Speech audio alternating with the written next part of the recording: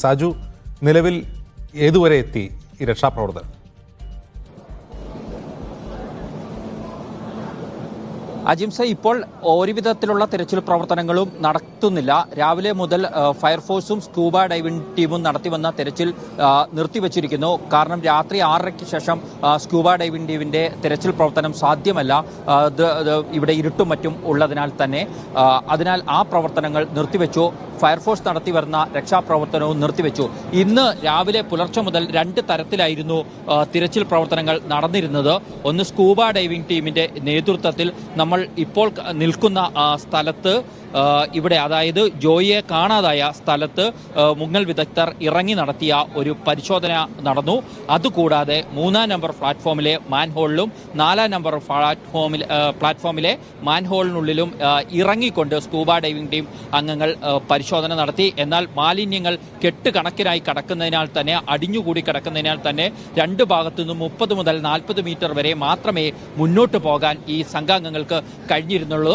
മറ്റൊന്ന്, ഏറ്റവും അവസാനമായി ഫയർഫോഴ്സിന്റെ നേതൃത്വത്തിൽ മറ്റൊരു തിരച്ചിൽ പ്രക്രിയ കൂടി നടത്തി. അതായത് 5-ാം നമ്പർ പ്ലാറ്റ്ഫോമിന് സമീപമുള്ള മാൻഹോളിലേക്ക് വലിയ രീതിയിൽ ഉള്ള ശക്തിയോടുകൂടി വെള്ളം പമ്പ് ചെയ്ത് മാലിന്യം അവിടെ നിന്ന് ഒരു ഭാഗത്തേക്ക്, അതായത് ടണലിനപ്പുറത്തേക്ക് ഒഴുക്കിക്കളയാനുള്ള ഒരു ശ്രമം നടത്തി. എന്നാൽ അവിടെയും മാലിന്യം 1.5 മീറ്റർ മുതൽ മുകളിലേക്ക് അടിഞ്ഞുകൂടിക്കിടക്കുന്ന അവസ്ഥയാണുള്ളത്. അതിനെ തുടർന്ന് ഫ്ലഷ് ചെയ്ത് കളയാനുള്ള പ്രവർത്തനവും പാളിപ്പോവുകയാണുണ്ടായത്. അതോടുകൂടിയാണ് ഫയർഫോഴ്സ് ഇന്നത്തെ തിരച്ചിൽ പ്രവർത്തനങ്ങൾ അവസാനിപ്പിച്ചത്.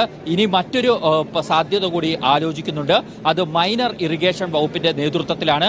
നമ്മൾ ഈ കാണുന്ന വാഹനങ്ങളിൽ ചില തകിടുകളും മറ്റും എത്തിച്ചിരിക്കുന്നതായി കാണാം. ഇത് ഉപയോഗിച്ചുകൊണ്ട് ഈ ഭാഗത്തായിട്ട്, അതായത് ജോയിയെ കാണാതായതിന് തൊട്ടു മുമ്പുള്ള ഭാഗത്തായിട്ട് തടയണ നിർമ്മിക്കും. അതിന് മണൽച്ചാക്കുകളും മറ്റും അടുക്കി അതിനുശേഷം അതിൻ്റെ അപ്പുറം വശം വലിയ രീതിയിലുള്ള വെള്ളം നിറയ്ക്കും മൈനർ ഇറിഗേഷൻ വകുപ്പ്. അതായത് ഈ തോട്ടിൽ വലിയ രീതിയിലുള്ള വെള്ളം നിറയ്ക്കുന്നു. അങ്ങനെ വെള്ളം നിറച്ച ശേഷം അത് ശക്തിയോടുകൂടി തുറന്നുവിടും. അങ്ങനെ തുറന്നുവിടുമ്പോൾ അപ്പുറത്തെ ഭാഗത്ത്, മാൻഹോളിന്റെ ഭാഗത്തും അതിന് അപ്പുറമുള്ള ടണൽ തുറന്നു വരുന്ന ഭാഗത്തേക്കും കൂടുതൽ ഒഴുകിയെത്താനുള്ള സാധ്യതകൾ ഉണ്ട്. അപ്പോൾ മൃതദേഹം വല്ലവും കെട്ടി തങ്ങി നിൽക്കുന്നുണ്ടെങ്കിൽ അതുകൂടി ഒഴുകി എത്തും എന്നാണ് പ്രതീക്ഷിക്കപ്പെടുന്നത്. അത് മിക്കവാറും നാളെ രാവിലെയോടുകൂടി മാത്രമേ ആ തരത്തിലുള്ള പ്രവർത്തനം ഉണ്ടാവുകയുള്ളൂ. കാരണം ഇവിടെ ആദ്യം തടയണ നിർമ്മിക്കുക എന്ന ദൗത്യമാണ് ഇനി നടക്കേണ്ടത്. ഇതിനു പുറമെ 6-അംഗ നേവി ടീം കൂടി എത്തുന്നുണ്ട്. അവർ എത്തുമ്പോഴേക്കും രാത്രി വൈകും. ഇപ്പോൾ കായംകുളം പിന്നിട്ടിട്ടത് ഉള്ളൂ. അതുകൊണ്ട് തന്നെ ഇന്ന് രാത്രി അവരുടേതായ തിരച്ചിൽ പ്രവർത്തനങ്ങളും നടക്കാനുള്ള സാധ്യതകൾ വിരളമാണ്. ഇപ്പോൾ 2 ദിവസം പിന്നിട്ടിരിക്കുന്നു ജോയിയെ കാണാതായിട്ട്. ഈ നിമിഷത്തെ കുറിച്ച് പറഞ്ഞാൽ ഇപ്പോൾ ഒരുവിധത്തിലുള്ള തിരച്ചിൽ പ്രവർത്തനങ്ങൾ നടത്തുന്നില്ല.